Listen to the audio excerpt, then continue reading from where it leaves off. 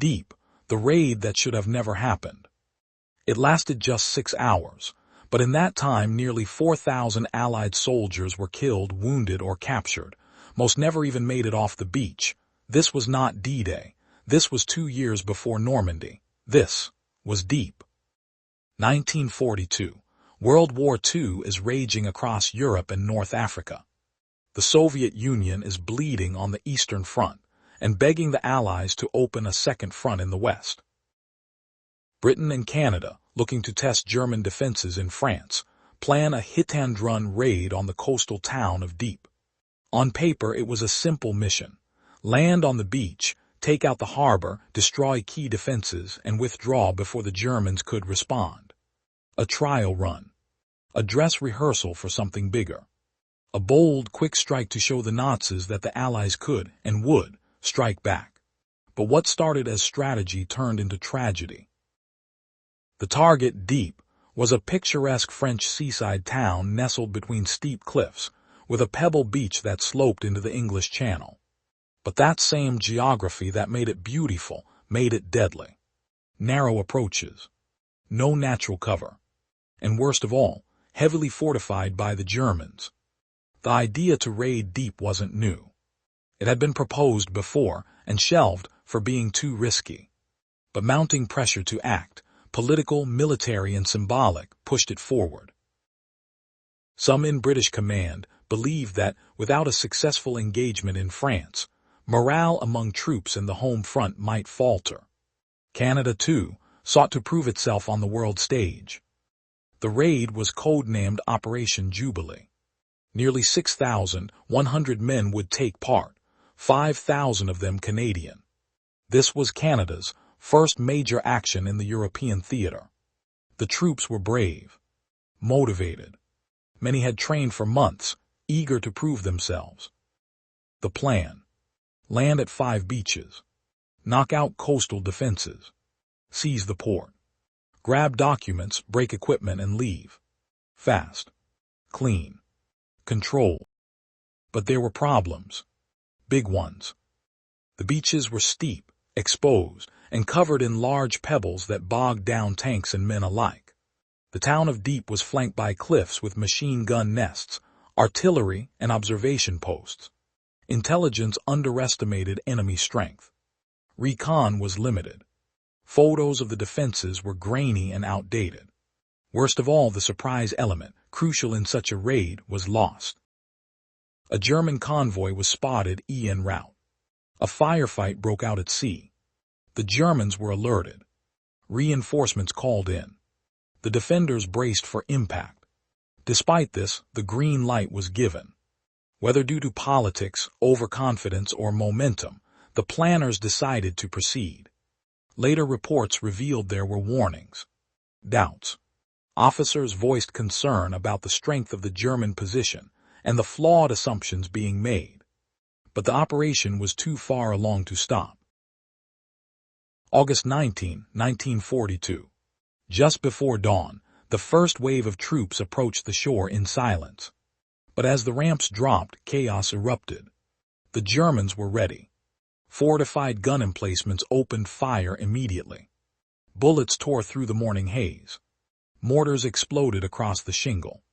Men fell before they even touched land. On the eastern flank, the Royal Regiment of Canada was decimated. More than 90% were killed or wounded within minutes. On the western side, commandos tried to take out a cliff-top battery at Varengeville. They succeeded, but the small victory was lost in the scale of disaster unfolding on the main beach. Tanks that were supposed to support the infantry rolled onto the shingle and got stuck. Their treads spun uselessly in the pebbles. Sitting ducks. Some fired back. Others burned. Not a single one broke through to the town. Communications broke down. Smoke and blood filled the air. Orders were lost.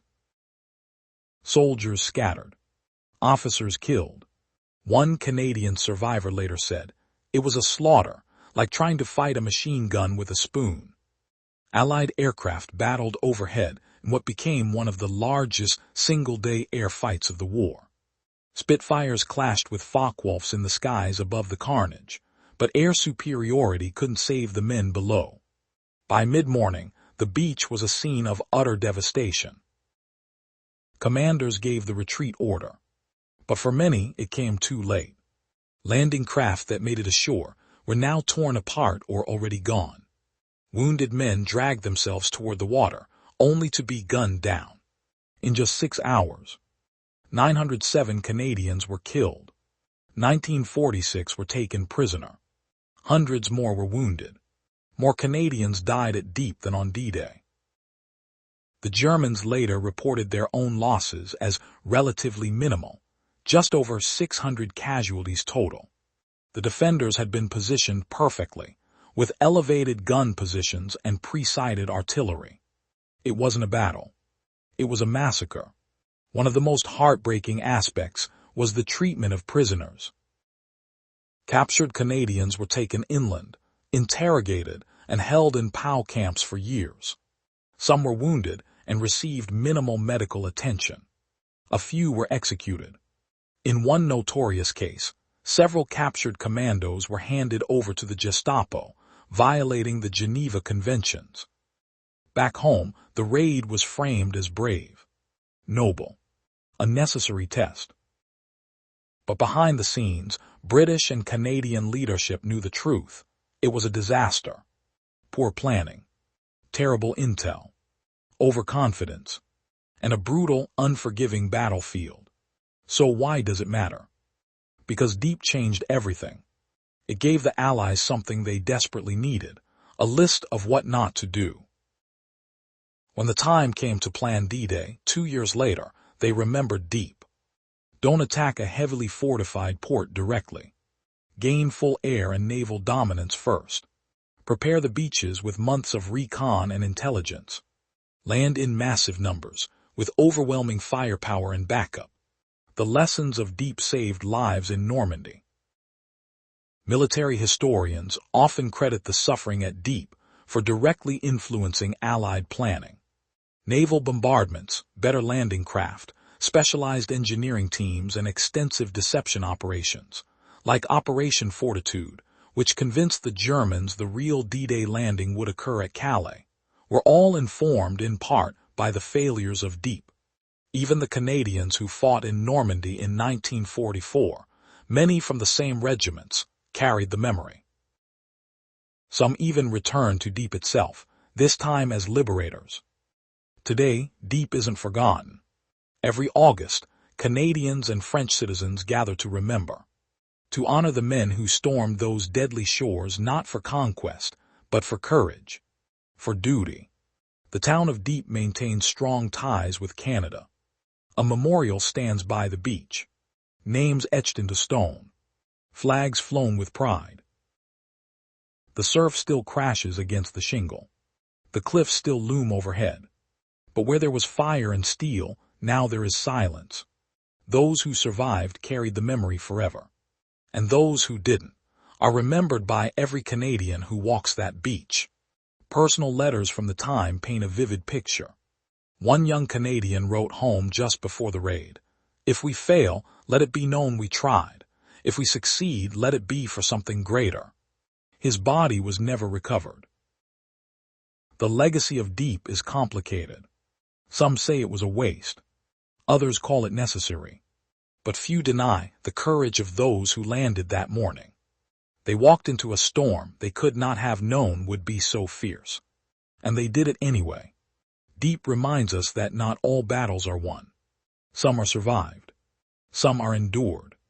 And some are remembered, not for what they achieved, but for what they revealed. They were told it was a raid, a rehearsal, a mission of glory, but for many it was a final farewell. Dieppe was not a victory, but it was not forgotten. Like and subscribe for more forgotten chapters of history.